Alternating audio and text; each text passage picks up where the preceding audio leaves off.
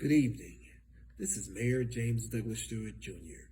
I am overjoyed to be with you this evening to be able to share with you about what's going on in the magnificent city of Irondale. Also, I want to let you know, because I am a football enthusiast, this is not a live taping. I'm actually doing this on Saturday, so I can be at home in front of the TV at 6 o'clock watching the football game, just like I expect for you to be doing the same thing. However, you have a whole week to be able to look at this taping. Hopefully, it's inspiring to you.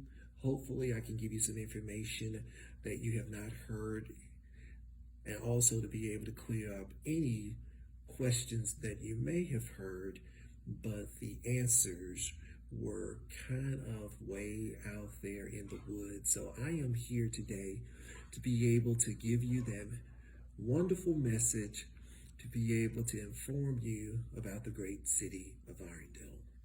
So my first question is, how do you feel about the first 100 days in office? My first 100 days in office have been fantastic. I've had an opportunity to be able to meet a lot of wonderful people. We've also been able to do some great things here in the city of Irondale. We've been able to provide our staff with a livable wage. We've been able to get the comprehensive plan that we talked about, being able to determine the vision of the city of Irondale. We're going to call it Blueprint Irondale, because it's going to help us to be able to move forward and to have a plan. Even when I am not here as the mayor, they will still be able to facilitate that and to be able to move the city forward. My second question is, what's happening in Irondale? Well, there are several things that are happening in our great city. There is a new car dealership that's coming to the city of Irondale called Echo Automotive. It's going to be in the Auto Mall. Is actually taking the place of where we used to have the Mini Cooper dealership. They sell used cars that are 1 to 4 years old and that are in excellent condition. So we are glad to have them here, and we're also looking forward to that additional revenue.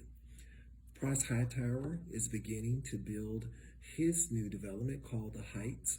There are going to be 172 homes in that area, and they're going to be built to rent. So we're also looking forward to the explosion that's getting ready to take place on Grants Mill Road and Old Leeds. There's a lot of wonderful projects that are going on there. So I would just say stay tuned, because Irondale is really moving forward. My next question is, what is the city response to COVID-19? There's been questions about what are we doing about COVID-19.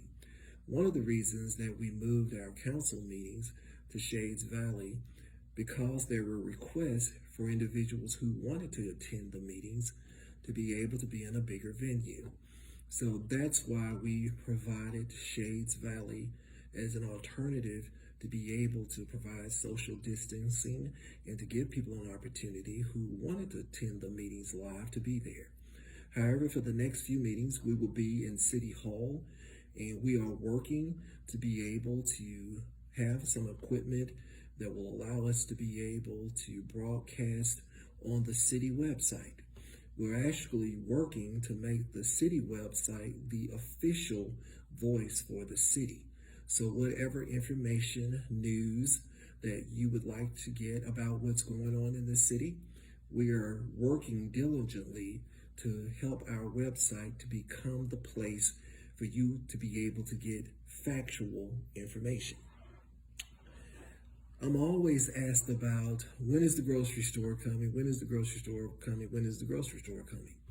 And when I first took office, I said that it would be 2 months, which means that it would have been in January. However, they are still working towards bringing the grocery store here to the city of Irondale. I am not going to give you a date, but what I will tell you that they are progressing towards construction.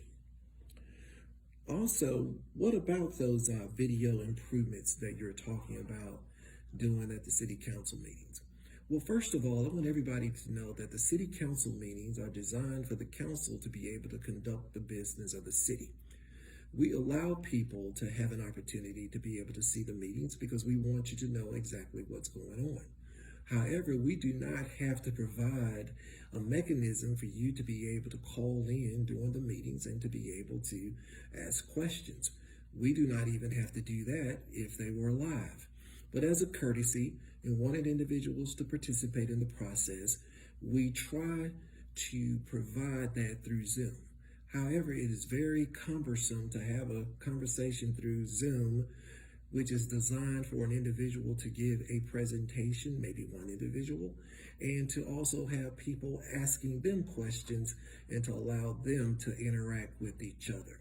So we are looking to providing a setup in City Hall that will allow you to be able to have a clear picture of what's going on, to be able to improve the sound clarity.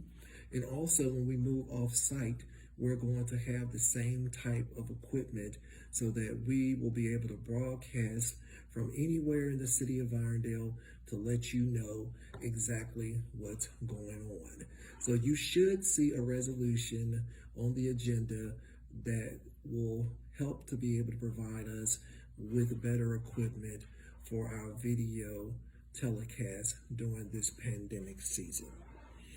What are some of the upcoming events that are going on in the city of Irondale? Well, I am so thankful that Trash Amnesty Week has been going very smoothly here in the city. We want to make it clear about how the process works. One thing I want everybody to do, please do not expect if you put something out on Monday that it's going to be out of your front yard by Monday.